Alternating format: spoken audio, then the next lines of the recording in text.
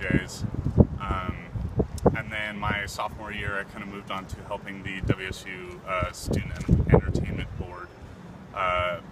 They booked a DJ in October, and that was my first like actual show.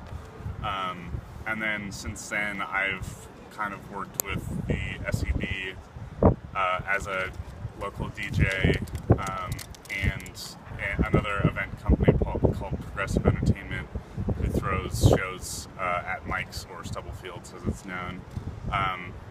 Since my freshman year, it's been more of like I kind of come in and just help, or I come in and DJ and I leave, more or less, than put a lot of effort into holding house parties. So. Okay, so have you DJ'd at like any raves and stuff? Yeah, I've done, I mean, my most recent one was a DJ called Hero Bus came over, and it was like a mini rave, I guess, at Mike's on November 7th. I've DJ'd some larger scale shows. I did an event called Winter Wonderland in Bellevue, Washington, which was more like your stereotypical picture of a rave, lots of production, big stage, LED panels and stuff like that. I've done a lot of stuff in between, so. Cool. Okay, so can you compare like a rave experience as a DJ versus someone who's in the crowd? It's a lot different. Like as a DJ, the biggest part of it is being able to influence how the crowd is reacting to the music. Like I can play a song, and if it gets a good reaction, I can play another song like it. In the crowd, I mean, you just kind of go with the flow. You just, you dance, you have a great time. Like I have a great time when I'm on stage, but it's a completely different experience because you're kind of guiding the crowd into what you want them to do. Right. Okay, so what first attracted you to DJing and raves? I don't know. I just kind of started listening to electronic music, and after a while, it's just like, you know what, I want to learn how to do that, and just kind of went from there. I liked the music, and I wasn't really content with just being in the crowd, so I wanted to learn how to make it and how to play it. So. Sweet. Can you talk about the rave scene here, specifically in Pullman, like the rave community that's here? How does it differ to other places? It's very tight knit because there's not a lot. It's not very big. I can spend 10 minutes walking around at a rave at the WAMU, like their big quarter annual raves, and see pretty much everybody from the Wazoo rave scene there very quickly. But everybody I know is diehard about it. Like I can say I'm playing a show here, and the whole rave scene will show up, because it's very small, it's very tight knit, it's very supportive. So. So why do you DJ and go to raves? Like, what do you get out of it? Well, I get out of DJing. It's so much fun for me. Like, I mean, a lot of people criticize people for wanting to DJ to, get famous, but I love the music, and I want to share my favorite music with people. Like, if people say they've never seen a DJ have more fun on stage than when they watch me play, so it's something I kind of take pride in. What I get out of raves, it's fun. Like, there's nothing quite like walking into a big room, huge sound system. It's super loud. You can feel the bass rattle your chest, and you get to see your favorite DJs, and it's a little different being in the crowd as a DJ, but it's definitely like it's nothing like it. Okay, so our project is about kind of like we're doing a little drug section. So, do you think that drugs are still a part of the rave experience among DJs, like it is among the ravers? From my experience, not really, because drugs do a lot of different things, and a lot of DJs aren't going to be able to play the way they want to if they're under the influence of something. Like I barely drink if I DJ because I don't want to make mistakes and stuff like that. Probably the DJs who take it more seriously kind of stay away, but there's definitely like a party culture which really ties in with the whole rave scene, you know, Yeah.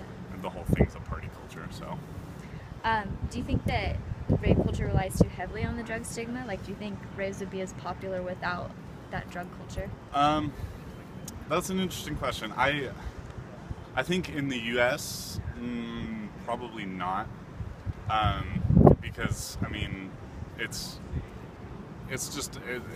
too much of a party here. You know, you want to get messed up, you want to get really drunk, or do whatever drugs, and then you go and you have a blast with your bros. Like that's people's interpretation of the scene here. But I think over in the UK and stuff like that, something I'm like really interested in. People just really love the music, and even without drugs, it'd still be there and really alive and well. So. So have you ever had or seen any negative experiences at raves? Yeah, I mean, occasionally. I've been raving for 5 years, so there's always somebody who's a little too aggressive or, you know, pushy or stuff like that. But I usually go sober to raves, so I'm very quick to get a escalating situation de-escalated if one happens. I mean, I've seen some people react negatively to drugs and stuff like that, or the lights. Like, I've seen a couple seizures, but other than that, I mean, I haven't had an experience where it's just left a really bad taste in my mouth. So, so what advice would you give to a first-time raver? keep an open mind. Like, I mean, most of the shows you can go to have 2 to 3 stages with 8 artists on each stage over the course of a night. If you don't like something, try another stage or try another artist. I mean, you really don't know what you'll love until you're there. And I mean, if you don't like it, then maybe it's not for you. But it's such a wide spectrum of music and of experiences that pretty much anybody can find what they like. Can you describe the sense of community that you've felt at raves? Yeah, I mean, Adair probably told you the Plur thing. I'm not too much of a subscriber to that, because I don't think you should use an acronym to tell you that you should be a good person at a rave. But there's definitely, like, the shows I've been to, if somebody falls down, there's 3 people right there to pick you up. Like, I've been in a particularly rowdy dance floor and I got an elbow right to the ribs, and the guy who elbowed me immediately turns. He's like, "Dude, I'm so sorry, are you okay?"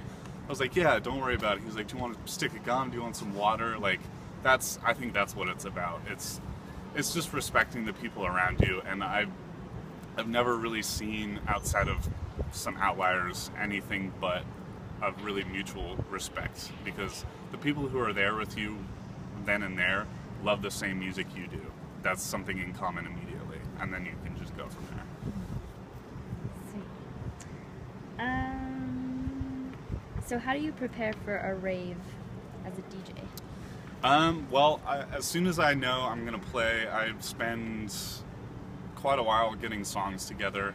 I play a lot of different kinds of music, so if I know I'm opening for a bigger name DJ here, then I will gather a little less intense songs. But if it's just something I get to do for fun, then I pretty much get to pick out my best songs and stuff like that. And usually I practice a little bit, but I'm a very detail-oriented person, so I love to think about the song combinations and how I could weave a mood throughout the night and stuff like that. So do you make your own beats and stuff, or do you pull things from other artists and stuff? I do both. I produce my own music, which I've started to play in my DJ sets pretty recently, and I also play, my other favorite artists' music. So cool. What are some misconceptions about raves that people who've never been might think? The everybody's on drugs thing is a really big one.